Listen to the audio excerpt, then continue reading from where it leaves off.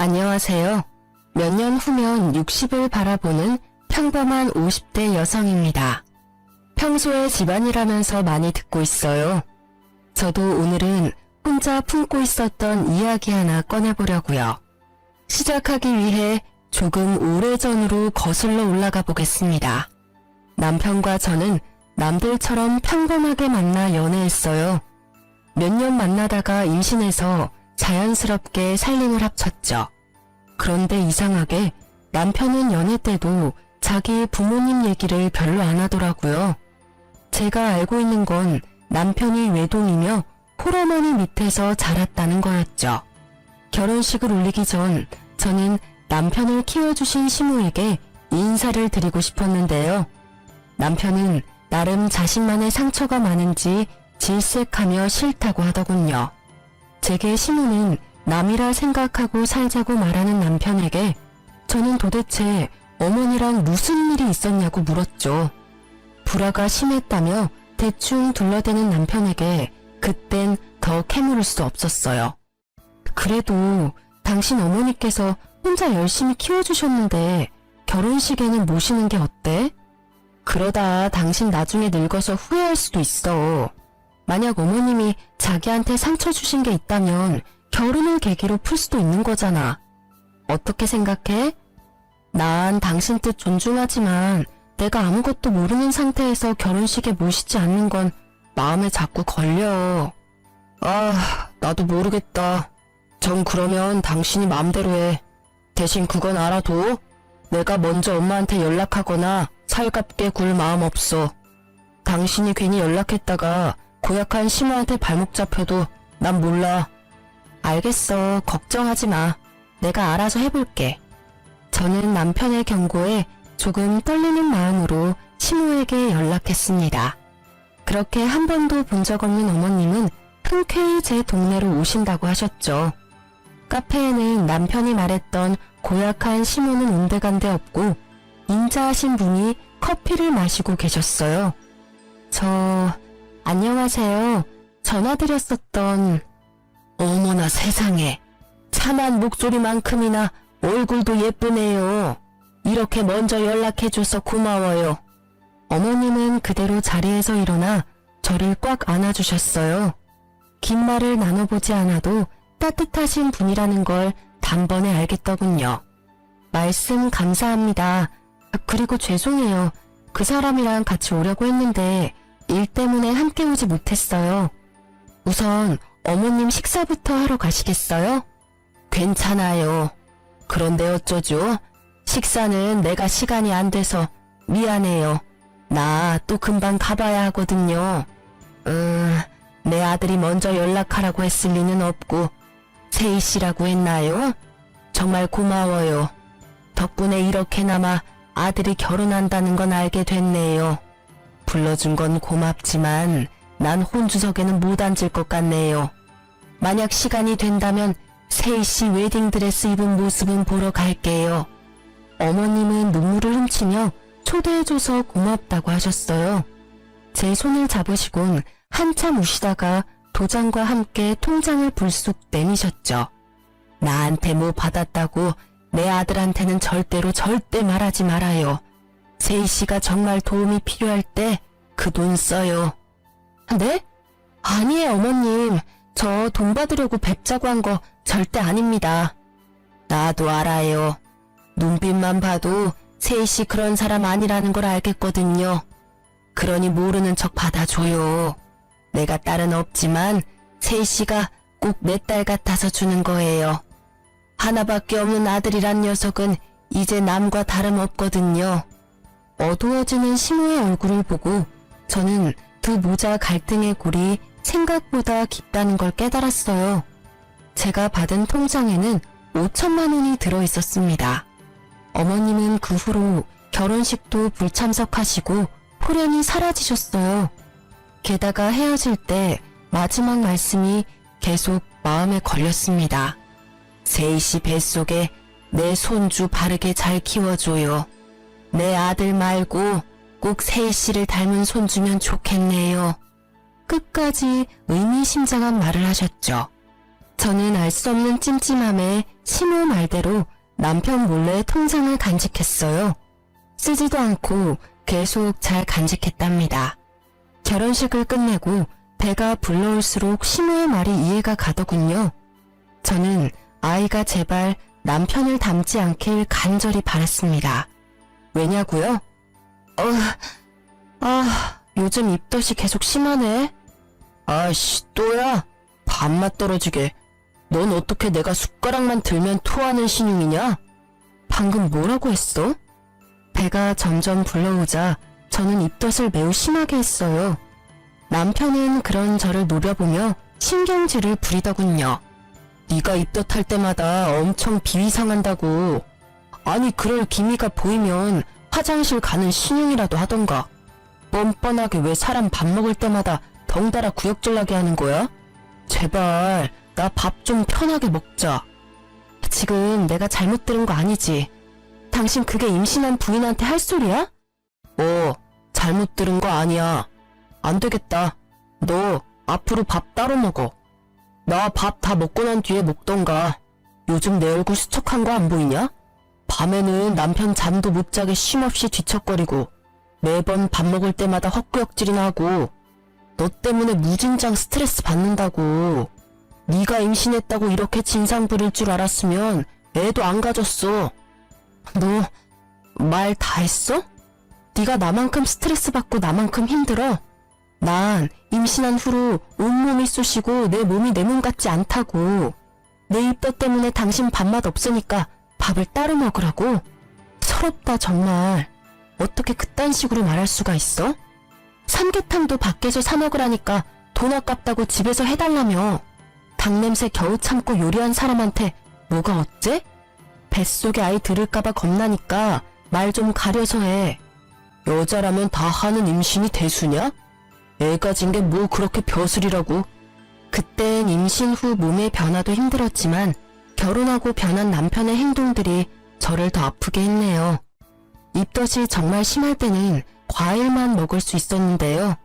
남편은 제가 과일 사다 놓은 거 보고도 짜증을 내더라고요. 난 과일 좋아하지도 않는데 뭘 이렇게 많이 샀어. 그나마 과일이 입덧 없어서.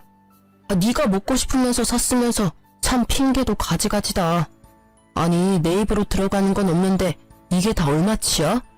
에이씨 돈 아까워 죽겠네. 생활비 좀 아껴 써.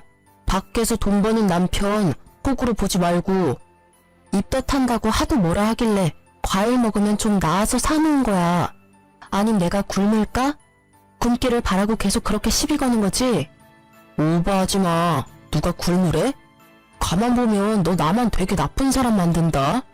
내가 언제 너한테 밥 먹지 말고 과일 먹으랬어? 난 단지 역겨우니까 따로 먹으라 했을 뿐이야. 역겨워? 야, 내가 바깥에서 임신하고 왔니? 내 뱃속 아이 너랑 나의 아이야. 임신해서 고생하는 부인한테 뭐가 어째? 내가 마음에 안 들면 내 돈도 쓰지 마. 앞으로 생활비 일절 없어. 남편은 싸움 이후로 생활비도 입금하지 않더군요. 저는 육아휴직 중이라 모아둔 돈으로 생활했어요. 남편은 혼자 저녁을 먹고 들어오더라고요. 제가 고기를 별로 좋아하는 편도 아닌데요. 한날은 소갈비가 그렇게 먹고 싶더라고요.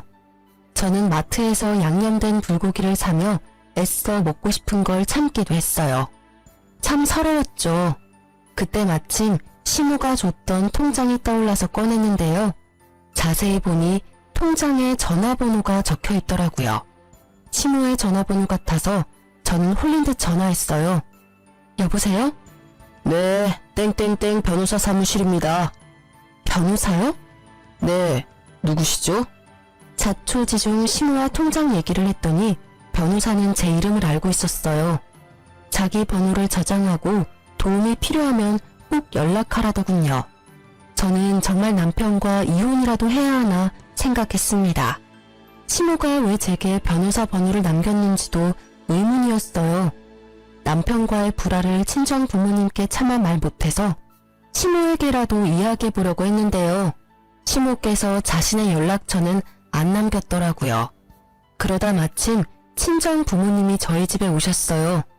아니 너는 임신한 애가 왜 이렇게 말랐니? 엄마, 아빠. 저는 서러움에 흐느끼며 그동안 있었던 일을 부모님께 털어놓았습니다. 괘씸한 놈, 내 딸 고생 안 시킨다더니 너 당장 이혼해라. 네가 뭐가 아쉬워서 그딴 놈이랑 살아? 당장 이혼하라는 아빠를 겨우 진정시키고 엄마는 제게 물었어요. 엄마 아빠는 네가 이혼해도 괜찮아. 아이 키우는 것도 엄마 아빠가 도와줄게. 그런데 네 생각은 어때? 김서방이랑 계속 살고 싶어? 아, 괘씸해서 이혼하고 싶다가도 아이한테서 아빠를 뺏고 싶지는 않아. 엄마는 제 생각이 그렇다면 도와주신다 했어요. 남편에게 참교육을 시켜주신다 하셨죠. 곧바로 부모님은 짐을 챙겨오셔서 제 옆에 붙어 계셨어요. 친정 부모님께서 집에 눌러 앉으셨어도 남편이 뭐라 할 수도 없었던 게 친정 부모님이 신혼집을 해주셨거든요. 그렇게 매일 엄마 아빠는 제가 먹고 싶은 음식 해주시는 것에만 집중하셨어요. 오늘은 뭐가 먹고 싶은지, 요즘 제철 음식은 무엇인지 그런 재미로 사셨죠. 맛있는 음식을 하면 남편 몫은 절대 안 남기고 셋이 먹었습니다. 남편도 자기가 한 짓이 있으니 뭐라 말도 못하고 친정엄마 곁을 맴돌더라고요. 장모님, 오늘은 아구찜 냄새가 나네요? 아구찜 하셨어요?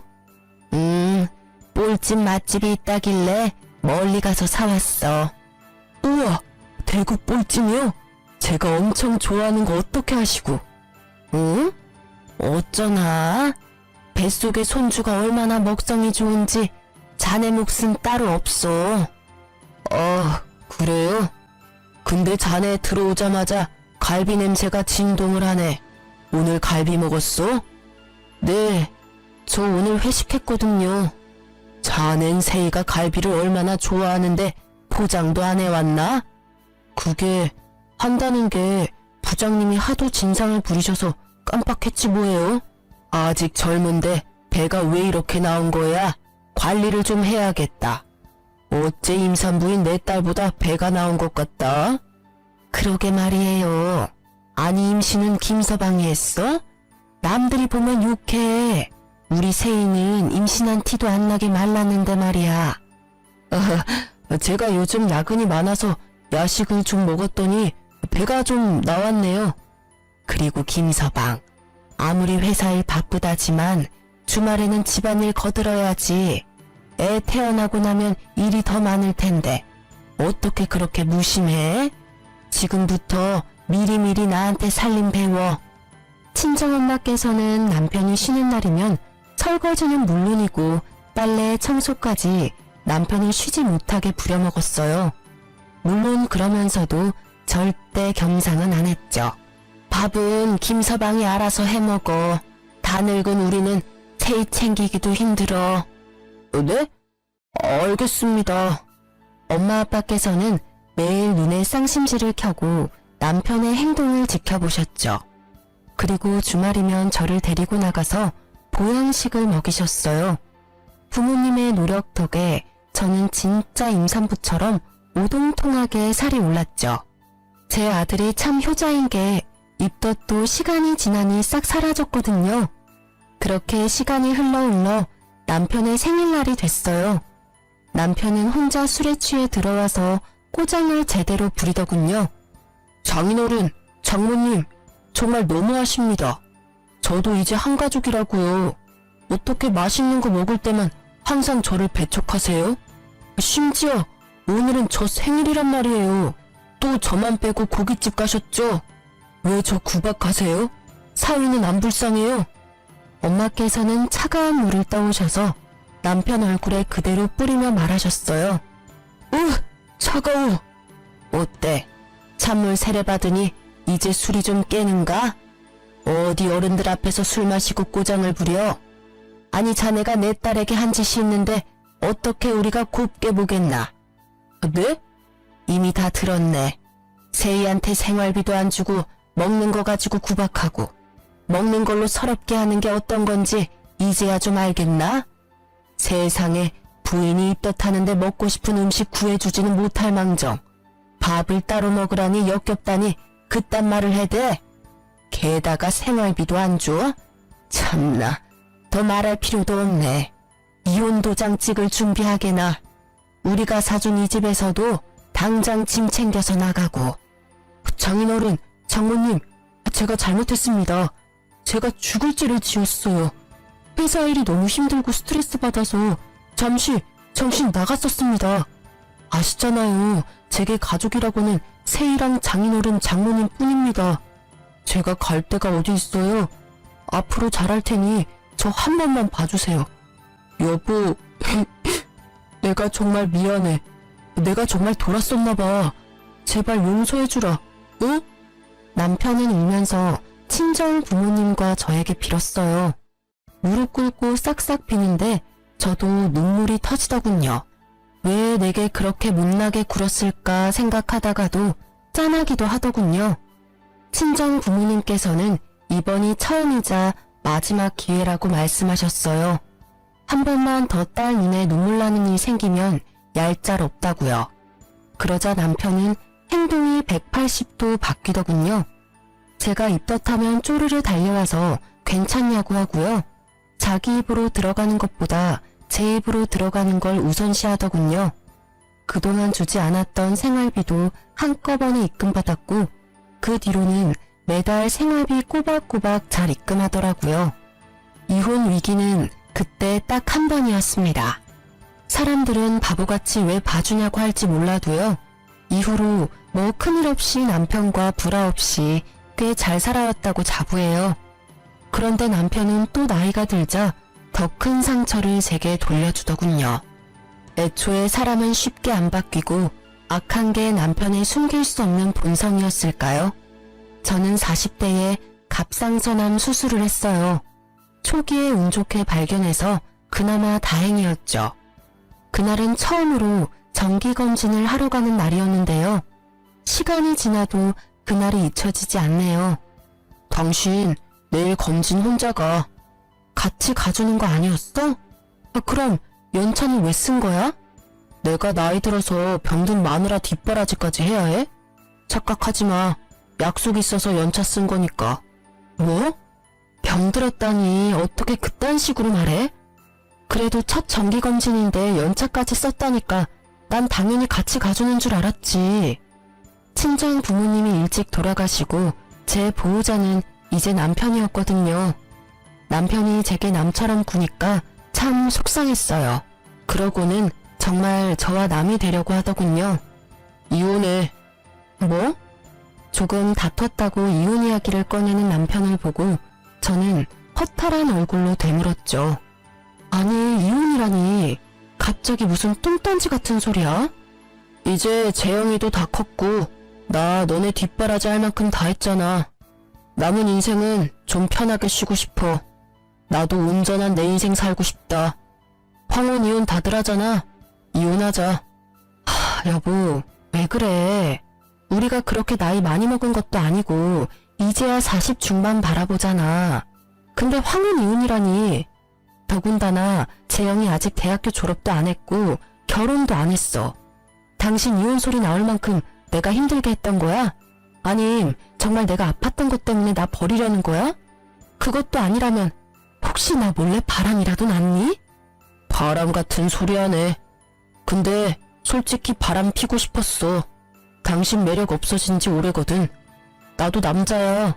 퇴근하고 집에 오면 웬 낯선 아줌마가 나를 반기는데 좋겠어? 너 아직 40대면서 자기 관리를 그렇게 못하면 어떡해? 5년 뒤 10년 뒤에는 너 어떤 모습이겠니? 정말 기대도 안 된다. 게다가 살도 적당히 쪄야 볼륨감 있는데 당신은 아픈 후로 계속 볼품없이 말라가잖아. 나이가 들어도 자기 관리 잘하는 여자들이 얼마나 많은데 네가 병들었어도 예쁜 구석이 있으면 내가 이혼하자 하겠어? 지금 말 다 했어? 난 재영이 키우면서 당신 뒷바라지 누구보다 열심히 했어. 전망했던 회사까지 관두면서 가족들 케어했다고. 그렇게 평생 살았는데 뭐가 어쩌고 저째? 됐고 나 이번 달부터 생활비랑 학비 안 보낼 거니까 빨리 일 구해. 여보, 재영이 아직 의사 면허도 안 땄어. 나보고 뭐 어떡하라고. 아니면 네가 재영이 두고 당장 이 집에서 나가. 그럼 대학 졸업까지는 내가 시켜줄 테니까. 뭐? 집에서 당장 나가라니. 이 집이 당신 거야? 당연히 내 집이지. 자, 어떡할래? 내 제안 받아들일 거야 말 거야. 그동안 살아온 정이 있으니 원룸 하나 정도는 얻어줄게. 대신 재영이한테는 네가 바람나서 나갔다고 말할 거야. 그래야 너와 내 연도 확실히 끊기고 재영이는 자연스럽게 공부 독하게 하겠지. 뭐? 내가 바람을 피다니 그게 말이 돼? 재영이가 믿을 것 같아? 아니, 그렇다 할 돈도 없고 직업도 없는 날 갑자기 내쫓으면 나보고 어떻게 살라고. 당신 우리 부모님이 얼마나 잘해줬는데 이러기야? 지금 생각해보면 나 부모 없다고 너네 엄마 아빠가 날 얼마나 잡았냐? 갑자기 분하네. 어우 열받아. 제가 오열하는데도 남편은 눈 하나 깜빡이지 않더군요. 집에서 나가라고 남편이 대쪽같이 굴자 저는 망연자실했습니다. 우선 간단한 짐이라도 챙겨서 나가려고 하는데 갑자기 나타난 아들이 저를 붙잡았죠. 알고 보니 남편과의 개싸움을 처음부터 지켜봤더라고요. 엄마, 나가지 마요. 아빠가 엄마한테 어떻게 이러실 수 있어요? 재영아, 너 언제 왔냐? 설마 다 들었어? 내가 얼마나 너 서포트했냐. 그쯤 하면 됐지. 난 네 나이 때 아무런 도움 없이 여기까지 왔어. 다 들었으니 일주일 안으로 둘 다 내 집에서 나가. 앞으로 남은 공부는 네 엄마한테 시켜달라 하고. 아버지, 설마 저 공부하는데 돈 많이 들어서 그러세요? 제가 아르바이트라도 해서 제 학비 벌게요.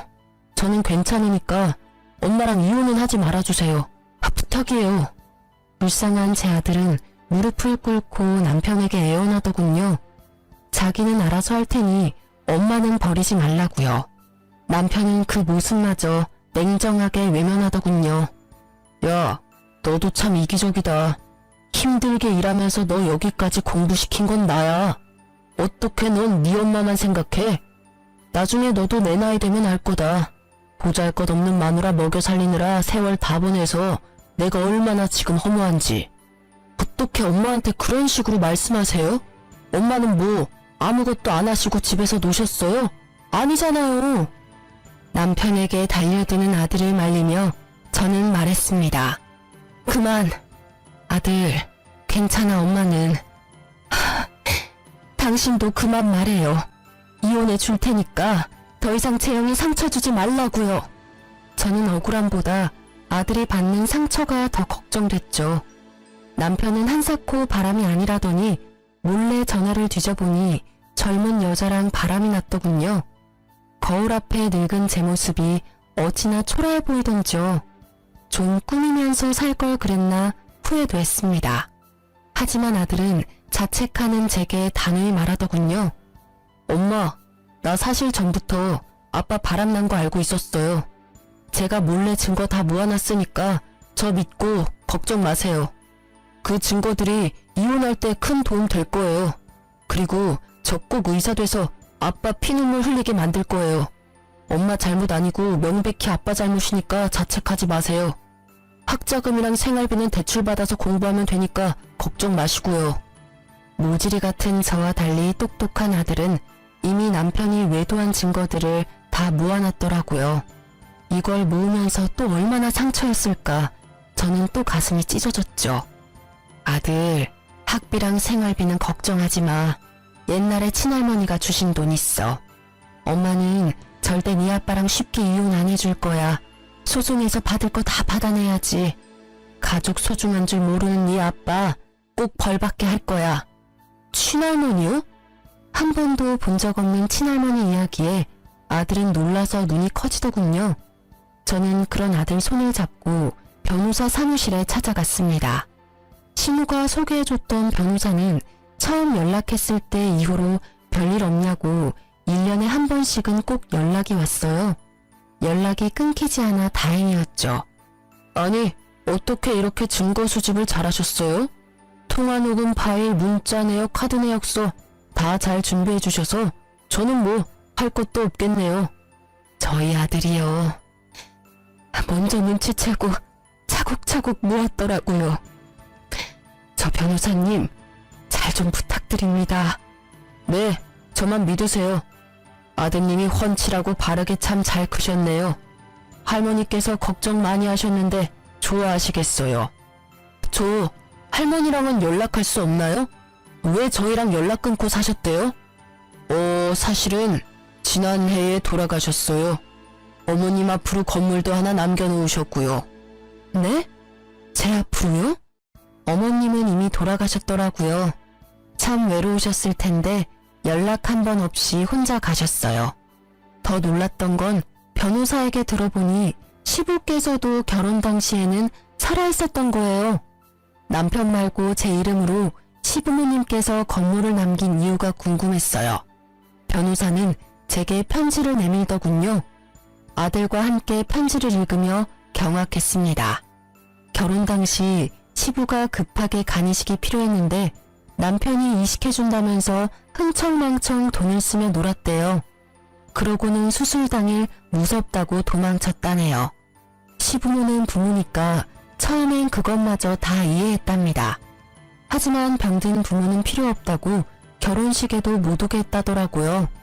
대신 죽기 전 유산은 미리 본인에게 결혼 선물로 달라고 하면서요. 짐승보다 못한 남편은 아픈 부인뿐만 아니라 낳아주고 길러준 부모까지 저버린 거죠. 애지중지 키워온 하나뿐인 외동아들이 그러니 시부모는 매우 충격이었다 합니다. 그러다 시부모는 결혼식에 오라고 찾아온 착한 예비 며느리가 고맙고 걱정되어 가지고 있던 건물을 제게 남기셨대요. 변호사에게 부모도 버리는데 조강지쳐 안 버린다는 장담 못한다 말씀하시면서요. 어떻게 이런 날들까지 시부모께서 예측하셨나봐요. 결혼할 때 진작 집안 사정을 말해주시지 원망스러웠지만 이미 돌이킬 수 없는 일이니 저는 감사히 시부모의 유산을 받기로 했습니다. 남편의 실체를 알고 저와 아들은 남편을 평생 손절하기로 마음먹었죠.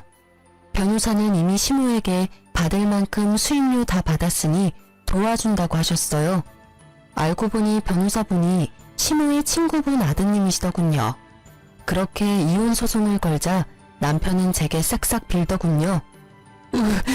여보, 우리 소송까지는 하지 말자. 응? 이거 완전 진흙탕 싸움이잖아. 내가 아들 졸업까지 시켜준다니까. 소송 취하하고 우리 곱게 헤어지자. 우는 척 하지마.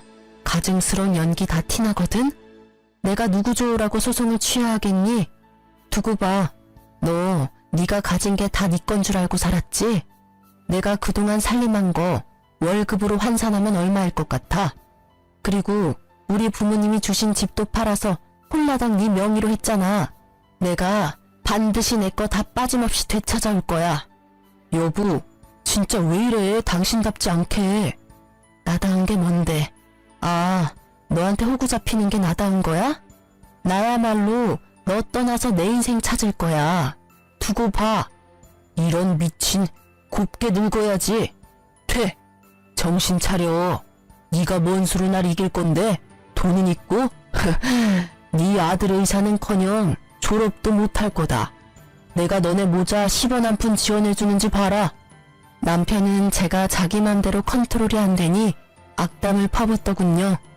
악귀에 쓰인 듯 남편의 눈이 희번득하는데 오만정이 다 떨어지더라고요. 그동안 이런 사람이랑 살아왔구나 오싹했어요. 변호사님은 이미 승소율이 높은 유명하신 분이고 남편에게 유책 사유가 있었기에 저는 소송에서 이길 분위기였어요. 남편은 자기 재산 저한테 다 빼앗길까봐 뒤늦게 싹싹 빌었어요. 위자료에 재산 분할까지 하면 자기한테 남는 게 별로 없으니까요. 여보, 내가 잘못했어. 잠시 내가 미쳤었나봐. 당신 아프면 간호해줄 사람 나밖에 없잖아. 아들이 나중에 당신 간호해줄 것 같아? 뭘 믿고 이래? 제발 우리 이혼 없었던 일로 하자. 내가 앞으로 잘할게. 알잖아, 내가 2번 실수 안 하는 거. 예전에도 당신 서운하게 했을 때 고쳤잖아. 지금도 고칠 수 있어, 어? 어림없는 소리 하지 마. 내가 말했지? 내 거 다 찾아올 거라고. 가진 거 다 뺏겨도 그 여자가 널 받아줄까? 여보, 제발. 남편의 두 얼굴을 이제 잘 알기에 저는 더 이상 속지 않았습니다. 다행히 전 집도 되찾고 재산 분할도 했으며 위자료도 받았죠. 더 이상 남편과 산 집에서 살기 싫어서 되팔았어요. 시부모가 주신 건물도 팔아서 아들과 함께 새 아파트로 이사했죠. 하지만 전 남편은 얄밉게도 저와 헤어지자마자 상간녀랑 합쳤더라고요. 아들은 아직 아빠가 벌을 덜 받은 것 같다고 울분을 토했죠. 저는 아들을 달래며 우리가 잘 사는 게 복수라고 말했어요. 하지만 하늘의 뜻인지 곧 남편에게 제대로 복수할 기회가 찾아왔습니다. 여보세요? 여보. 여보라니? 당신이야? 이혼한 지 언젠데 날 그렇게 불러. 너 재혼까지 했다며. 미안하다. 입에 붙어버려서. 세희야, 내 이름 부르지 마. 소름 돋으니까. 전화번호 바꿔야겠다. 내 번호 아직도 아닌 줄 몰랐네. 잠깐만, 세희야, 내 말 좀 들어줘. 나 재영이 좀 만날 수 있을까? 뭐? 네가 뭔데 내 아들을 만나? 내 아들이기도 하잖아. 웃기네. 조강지처랑 아들 버리고 간 게 누군데? 내가 다 잘못했어. 그런데 나 얼마 못 살아. 재영이 내 하나뿐인 아들 얼굴은 보고 가야지 않겠어? 뭐? 또 무슨 개수작이야. 죽는다고? 들어본 적 없는 전 남편의 떨리는 목소리에 저는 뭔가 직감했어요. 나 가남이야. 죽기 전 소원이야. 제발 재영이 한 번만 만나게 해줘. 내 연락은 죽어도 안 받더라. 보고 싶어서 학교 찾아갔는데 만나주지 않아서 얼굴도 못 봤어. 당신이 가남이라고? 그동안 지은 죄에 벌 받는 거야. 그리고 어디라고 학교를 네가 찾아가. 소리 소문 없이 죽지 그랬어. 다신 멋대로 재영이 찾아갈 생각하지 마. 안 찾아갈 테니까 재영이한테 한 번만 내 얘기해줘. 부탁이야. 저는 고민됐어요. 찢어 죽이고 싶은 전 남편이지만 막상 죽음이라는 단어 앞에 판단이 잘 서지 않더군요. 너 무슨 속셈인지는 모르겠지만 혹여나 내 아들한테 상처 줄 생각하지 마. 그랬다가는 내가 가만 안 둬. 재영이 위해서 말은 해보겠지만 다 재영이 뜻대로 할 거니까 기대하지 마. 고마워. 정말 고마워, 세희야. 저는 아들 눈치를 보면서 전 남편의 상태를 조심스레 말했어요. 그랬더니 아들이 엄마, 내가 해결할게. 새엄마한테 인사도 할 겸 하고 웃었죠. 저는 아들이 다 계획이 있을 거라 믿고 보냈습니다. 지금부터는 전 남편 집에 갔다 온 아들한테 들은 그대로만 말씀드릴게요. 아들이 도착하니 전 남편과 상간녀는 낡은 빌라에 살고 있더랍니다. 전 남편 얼굴은 황토색처럼 누렇게 떠 있었대요. 상간녀가 울면서 하는 말이요. 만나러 와줘서 너무 고마워요. 재영씨라고 불러도 되죠? 아빠가 많이 아파요. 의대생이라면서요. 우리보다 잘할 거 아니에요. 우리 자기가 매일 이렇게 죽어가고 있는데 재영씨가 좀 도와주면 안 될까요? 새엄마는 검사 안 해봤어요? 이식을 못하는 거예요? 아님 해주기 싫은 거예요? 무슨 소리예요? 저야말로 누구보다 이 사람한테 간이식 해주고 싶어요. 다행히 저도 일치하는데 기왕이면 아들한테 받고 싶다잖아요. 본인이 원하는데 저보다는 아들이 해주는 게 낫죠. 게다가 저보다 건강하시고 또 같은 핏줄이잖아요. 정말 이대로 아버지 외면할 거예요? 나랑 엄마 버리고 가더니 벌 제대로 받으셨네요. 이제 와서 젊은 내 간이 탐나요, 아버지? 그러자 상간녀를 앞세워 아픈 척하던 남편은 아들의 바짓가랑이를 잡고 오열하더래요. 재영아, 아버지 정말 살고 싶어. 나 새삼 살게. 응? 제발 아빠 좀 살려주라. 하나뿐인 우리 아들. 전 남편은 자기 살고 싶다고 추억에 눈물 콧물 짜며 간이식 해달라고 아들 바짓가랑이를 붙잡고 늘어졌답니다. 새엄마가 해준다잖아요. 왜 옆에 떡하니 간줄 사람 있으면서 날 불러요? 내 간이 그렇게 탔나요? 과연 반대 상황이었다면 아버지가 해주셨을까요? 제가 간암이라 아버지 간 필요했으면 제가 아버지 간 받을 수 있었을까요? 만약 그랬다면 당연히 나는 널 위해 내 간 통째로 줬을 거야. 정말요? 내가 어떻게 하면 간 이식해줄래? 응? 돈이 필요하냐? 아빠, 돈이 있긴 있어요. 앞으로 치료비는 네 엄마가 들어놓은 보험이 있으니까 그걸로 하면 돼. 퇴직금 받은 건 너 줄게. 풍족하지는 않지만 조금이나마 너한테 보탬은 될 수 있어. 그리고 저도 이제 일 시작할 거예요. 이제 제가 이 사람 곁에 평생 있을 거니까요. 우와, 평생을요? 아니, 병든 사람은 지금 버리고 도망가야죠. 아버지 사망보험금 많이 들어놨나 봐요? 새엄마가 쉽게 안 떠나는 거 보니까요. 그런 거 아니거든요. 저 이 사람 정말 사랑해요. 두 분 다 돈은 됐고요. 일단 어머니께 가서 허락을 좀 맡아야겠어요.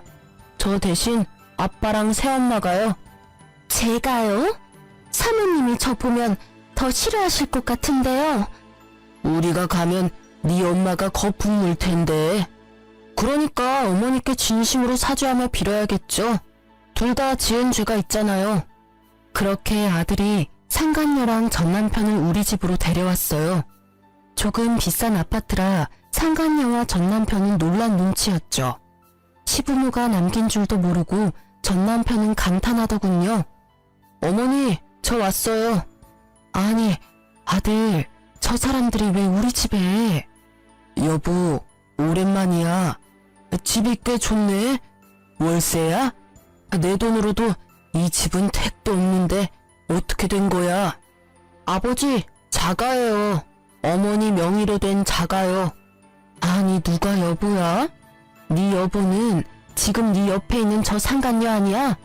상간녀는 열받았는지 얼굴에 열이 확 올랐더군요. 말씀이 지나치시네요. 저희 커플 이제 엄연히 부부 사이거든요.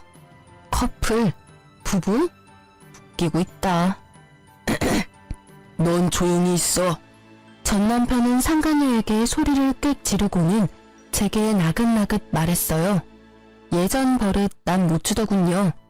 혹시 나 몰래 장인어른이랑 장모님이 당신에게 뭐 남긴 거 있어? 왜? 새 아파트 보니까 군침도냐? 됐고, 여기가 어디라고 감히 니네가 들어와. 시부모가 남긴 재산인 줄 꿈에도 모르고 전 남편은 아파트를 보고 군침을 흘리더군요. 재영이가 부른 거야. 당신 허락 필요하다고. 허락? 무슨 허락? 나 간이식 미쳤어? 어디 내 귀한 아들 간을 빼가려고 해. 네가 인간이야? 저는 전 남편 머리채를 쥐고 마구 흔들었죠.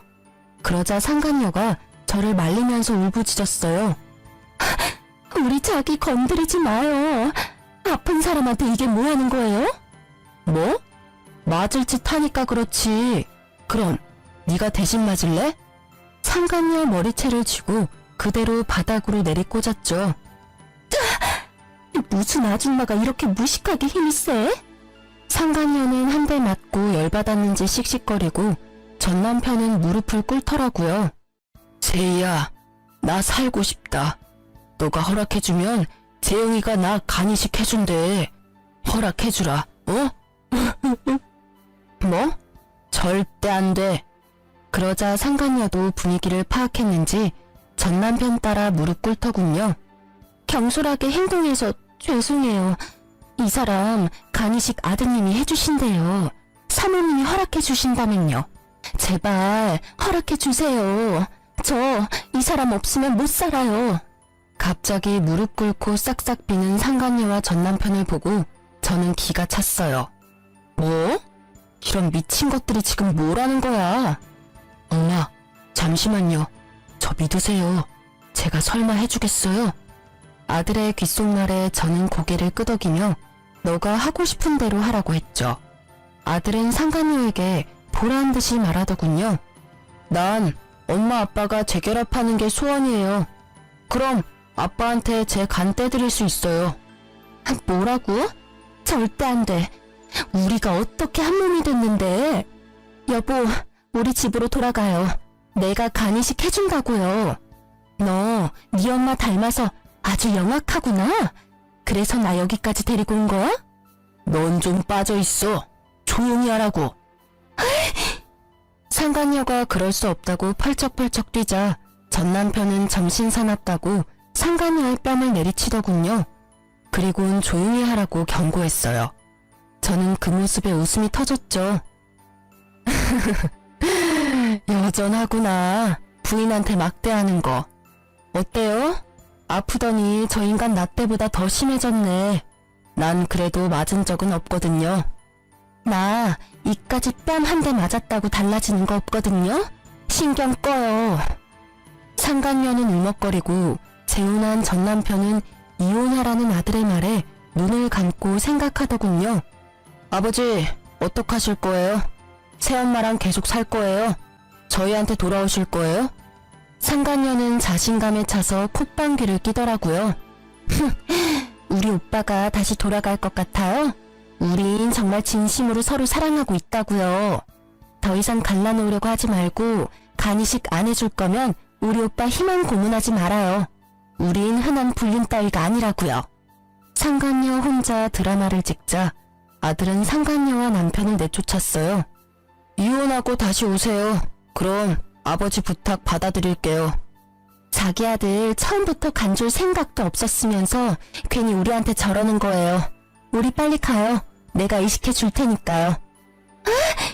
이게 뭐 하는 짓이에요? 저는 그 둘에게 아깝지만 소금을 왕창 뿌려댔어요. 꽤 아팠을 거예요.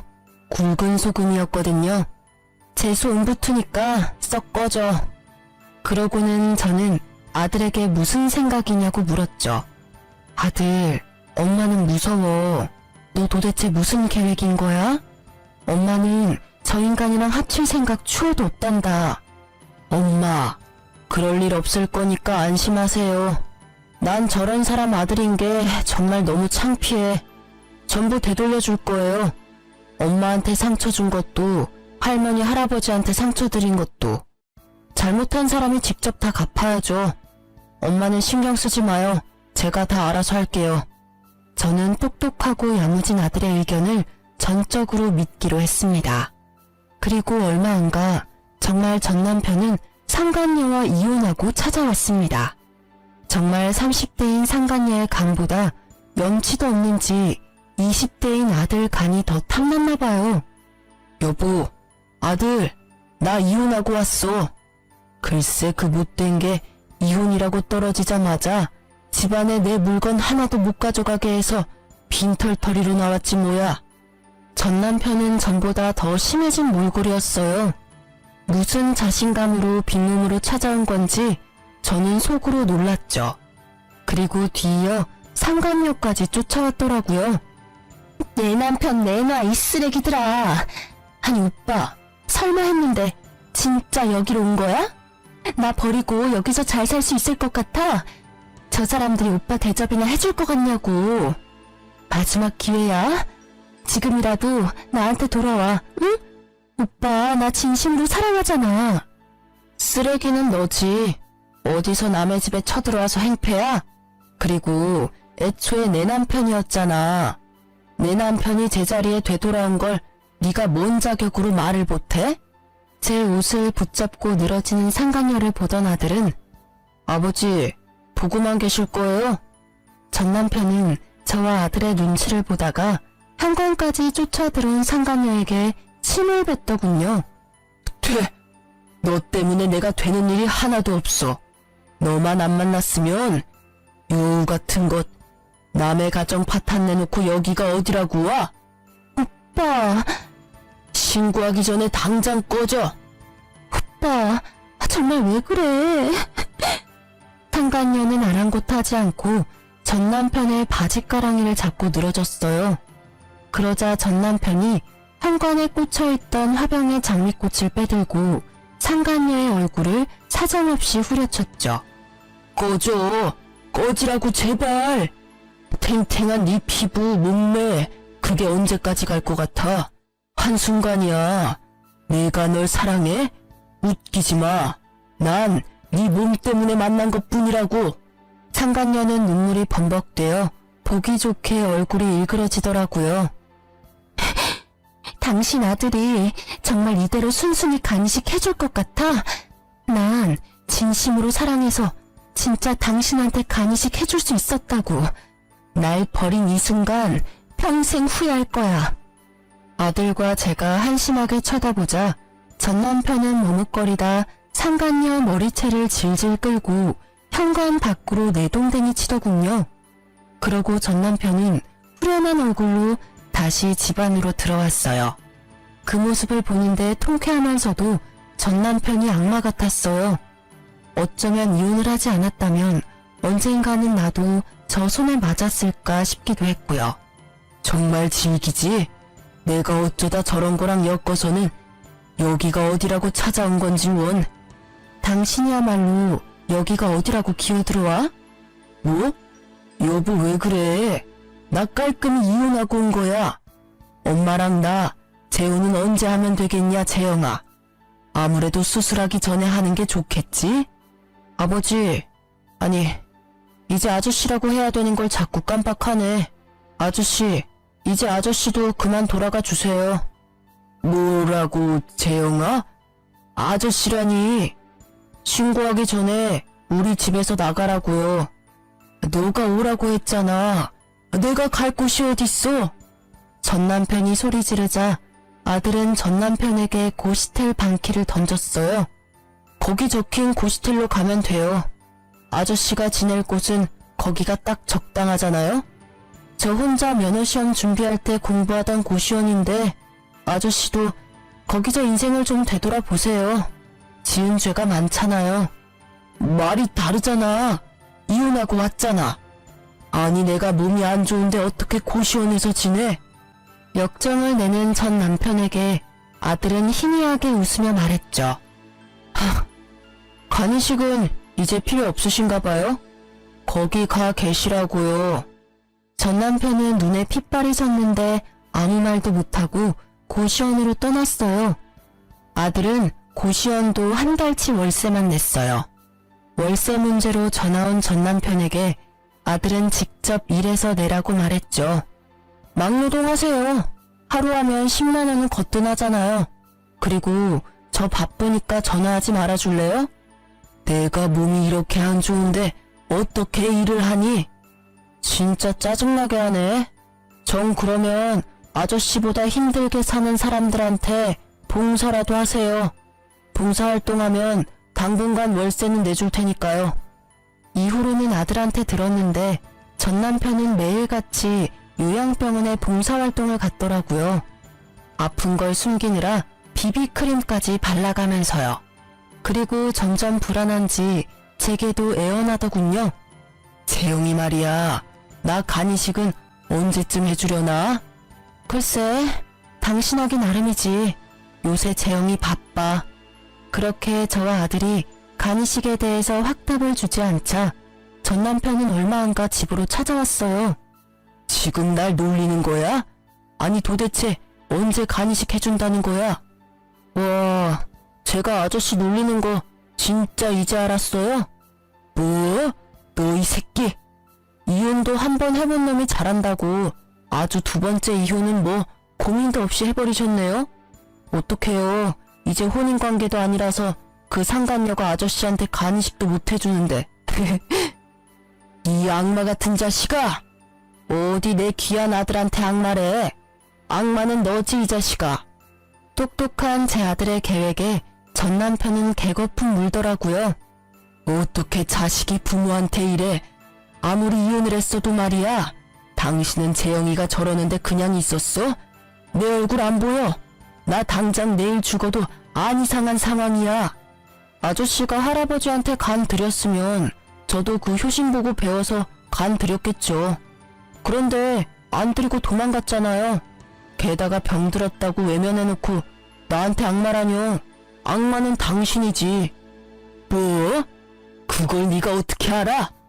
그땐 어려서 철이 없었고 난 단지 무서워서 그랬다고. 네, 아저씨. 저도 어려서 철이 없고 무서워서 간이식은 못 해드리겠네요. 이식 대기 순번 기다리세요. 언제 차례가 올지는 모르겠지만. 이런 미친. 화가 난 전 남편이 집에 있는 물건을 부수려고 들자 아들은 딱 한마디 했어요. 아저씨, 돈 있어요? 여기 물건들 다 비싼 거예요. 물어날 돈 있냐고요. 너는 내 아들이야. 네 물건은 다 내 거야. 아들의 말에 전 남편이 발악하길래 저는 비웃으며 거들었어요. 당신 아들 거 아니야 그거. 전부 다 내 거야. 그러니까 함부로 손대지 마. 당신이랑 나 남남이잖아. 그거 알아? 이 아파트 어머님이랑 아버님이 나한테 남겨주신 거. 뭐? 장인어른이랑 장모님이? 아니요. 제 친할아버지 친할머니가요. 당신이 버린 당신 부모님이 이렇게 될 줄 아셨는지 내게 재산 남기셨더라고. 내놔. 처음부터 내 거였네. 다 내 거야. 이 집도 네 간도 다 내놔. 전 남편은 정신을 잃고 날뛰고요. 미리 신고한 덕에 경찰들이 왔어요. 전 남편은 계속 짐승처럼 울부짖더라고요. 저는 아랑곳하지 않고 경찰들에게 침착하게 말했어요. 전 남편인데 갑자기 찾아와서 행패를 부리네요. 아프더니 정신까지 어떻게 됐나 봐요. 여기 있는 물건들 다 내 물건이고 이제 이혼한 남남이니 꼭 법적으로 책임 물어주세요. 아들 역시 전 남편에게 한마디 했죠. 아저씨, 장례식 때 봬요. 거기서는 마지막으로 아들 노릇 해줄 테니까요. 나중에 변호사가 시부모님이 남겨주신 재산은 오로지 제 몫이라고 하자 전 남편은 망연자실하더군요. 여보, 제발 나 불쌍하지도 않아? 한 번만 봐줘라. 내 아들이 저렇게 무서운 애였어? 나 너무 소름 돋아. 소름 돋는 건 당신이야. 그리고 당신 닮지 않아서 내 아들은 너무 바르고 착해.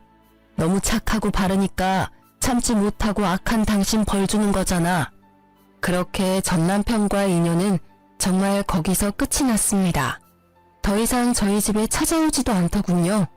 자기 몸뚱아리 하나 치료할 돈만 들고 있는 전 남편은 제가 들었던 전 남편의 보험을 물어보더군요. 저는 당연히 이혼할 때 제가 들어놓은 거 다 해약했죠. 그것도 모르고 전 남편은 보험금을 어느 정도 탈 줄 알았었나 봐요. 만약 이혼 안 했더라면 보험도 해약할 일 없었을 텐데 말이죠. 참 끝까지 어리석은 인간이라 생각했죠. 전 남편은 형편이 넉넉하지 않은데도 불구하고 살고자 하는 의지는 커 보였습니다. 퇴직금으로 집을 구하지는 않고 여전히 고시원에서 산다고 들었어요. 그 월세도 아까운지 무료급식 먹으며 떠돌이 생활 중이라고 아들을 통해 들었어요. 아들은 계속 자기 아빠가 벌을 제대로 받는지 감시하고 있었죠. 상간녀는 시간이 좀 흐르고 다시 제게 찾아왔더군요. 자신은 정말 사랑에 빠진 줄 알았다나 뭐라나요. 그건 사랑도 아니었고 추접한 불륜인 걸 이제 알았다고 뉘우치더라고요. 그 이후로 계속 눈이 돌아서는 저보고 재혼하자고 집착하더라고요. 그래서 스토커로 경찰에 신고했어요. 그래서 나보고 어쩌라고요. 난 당신이랑 이런 대화 나누는 것도 불편하고요. 2번 다시는 우리 집 찾아오지 마세요. 저 잘못했습니다. 정말 죽을 죄를 지었어요. 많이 후회하고 있어요. 진심으로 용서 구하러 온 거예요. 지금 고해성사라도 하는 거예요? 벼랑간 상간녀가 울면서 무릎 꿇고 빌더라고요. 아드님께서 제가 가는 곳 어떻게든 찾아내서 자기 아빠랑 불륜을 저질렀다고 자꾸 소문내요. 제발 그만해주시면 안 될까요? 저 정말 착하게 살게요. 저도 아직 젊어요. 이제 다 잊고 새삼 살고 싶은데 그쪽 아드님이 너무 무서워요. 저는 상간녀와 전 남편에게 하는 복수가 아직도 진행 중이라는 것에 조금 놀랐어요. 하지만 티를 내지 않고 상간녀에게 따끔하게 말했어요. 남의 눈에 눈물 흘리게 한 대가 아니겠어요? 그 정도로 엄살 떨지 마세요. 그만두더라도 내 아들이 내킬 때 그만두겠죠. 다신 찾아오지 마요. 한 번 더 찾아오면 나까지 합세해서 괴롭혀 줄 테니까. 상간녀는 말없이 봉투를 내밀었어요. 백화점 상품권 10만원권이 20장이 들어있더군요. 약소하지만 받아주세요. 아니 이딴 걸 내가 받겠어요? 상품권을 꺼내 상간녀 얼굴에 뿌리자 상간녀는 고개를 못 들더군요. 떨어진 상품권들을 주워서 다시 봉투에 넣고 그 자리에 두고 뛰쳐나가더라고요. 저는 아들에게 상간녀가 찾아왔었다고 말했어요. 뭐?